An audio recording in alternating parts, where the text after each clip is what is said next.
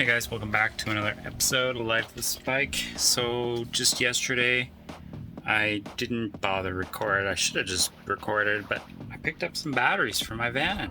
So that's freaking exciting. Check this out. Picked up 6 high rate deep cycle batteries. Now, these guys are rated for like 800 amps each, and they're 93 amp hours. So I picked up 6, and the last one, because I expect one of these to probably be bad or not to be the same like level as the other ones. So the worst one, if there's more than one, I'm going to take them back and ask if I can exchange them, because I want mostly identical batteries. But if there's one that's way out of whack that I don't want to put in the system, I'm going to use in my car as my car stereo, if it's still good, that is. Now, first, I just got them all off the charger. I had them on a 4x2 and a 5 amp, which was split on 2 batteries, and then this 2 amp battery charger. So I've got all these chargers. I maintained them overnight. Now I unplugged them. I took a brief measurement. I believe this one was not in maintenance mode. It was only in full. It was in the final stage. It was over 75% charged. But I'm pretty sure all these batteries were charged before I got them, except for, I believe it was this one. This one showed it was like 12.3 initially when I bought it. We're gonna check these out later on, see what the voltage is at after they settle, and then I'll mark down a second voltage, and then 12 hours or 24 hours I'll mark down a couple more voltage, and then a week, and then I'll figure out after the week which one is the lowest.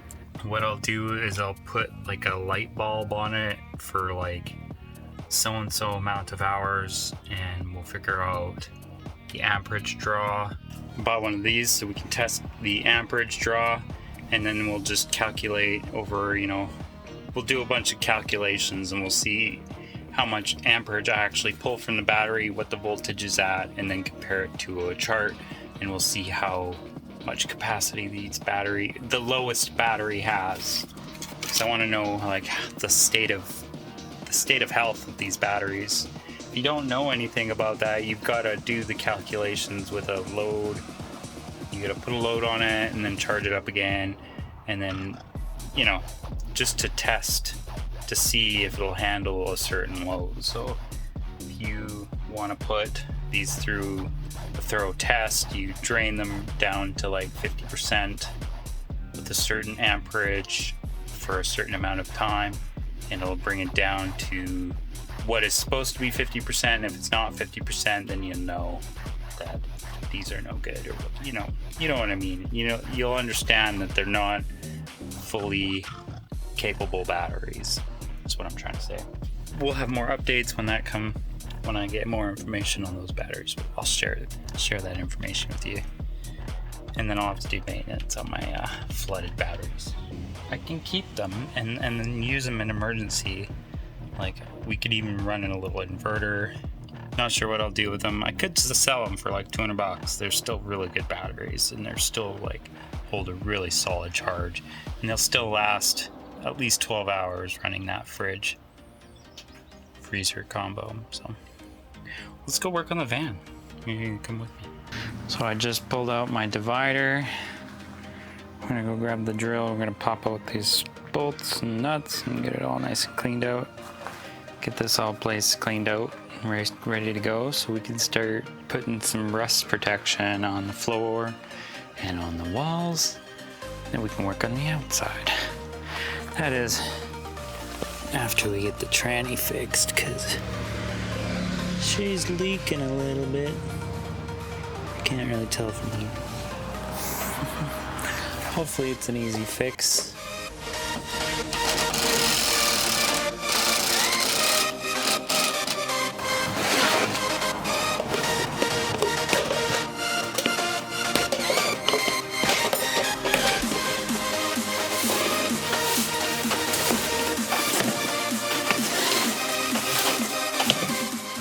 I'm gonna pull these bolts out. I've got one here, got 2 there, and I got 1 over there. So we've got to crawl underneath.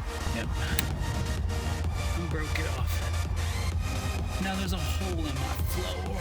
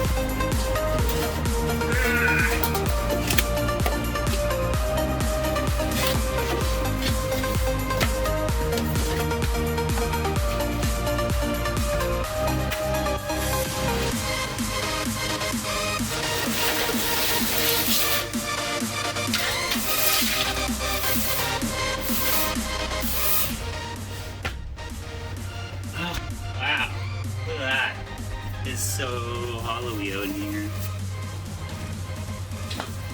I still have a front carpet to go, but I'm gonna leave that for another time. Look at this. We've got a missing gasket. This gasket's completely blown out. I don't know for how long. It looks like the rust just started. So I should be able to clean it up. Put some fresh Rust-Oleum paint converter primer on there, and then this side will be fine, and then I'll go from underneath and put a protective layer of Rust-Oleum protectors. And rather do some research about that and get that figured out. Looks like everything's out, ready to go. I'm gonna pull in the blower fan and dust this out a little bit, see if I can get any more of the crap out of here. Maybe I might take it out to the power wash and just give it a little rinse out, and we'll actually start working on this thing. Well, the interior, that is. I still have a few more things here to go. I've got this random piece of metal. I don't know what it is. I'll have to take that out. But we can go through and we can start roughing this up, sandpaper it up a little bit, and then we'll throw some primer to protect it, and then hopefully if I can afford it, or if I can make some money here pretty soon, I'll actually start insulating this thing and we can start moving on to the wiring. I love wiring. Got a bunch of wires to run. Hopefully I've got all the wires.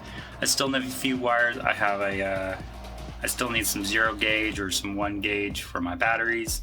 I'm not really pulling anything more than like 30-40 amps, so I think the max capacity or the max draw I will do is probably 25 with everything running. But I only have a fridge or a freezer right now, fridge in the future, and Starlink and a laptop only have a few hours a day. Some lights here and there at night.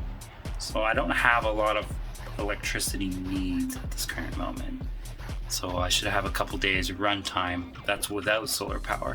So once I add some solar power to this baby, we'll be ready to go to the races. It's so hot in here. I was debating whether I should actually get a window put in, but I don't know. I think we'll just put a fan in. It'd be nice if I could replace some of these front windows with ones that actually open and close, but I'm content right now with just getting in here and getting it ready. I can always add things later, except for that window. I don't know about the window.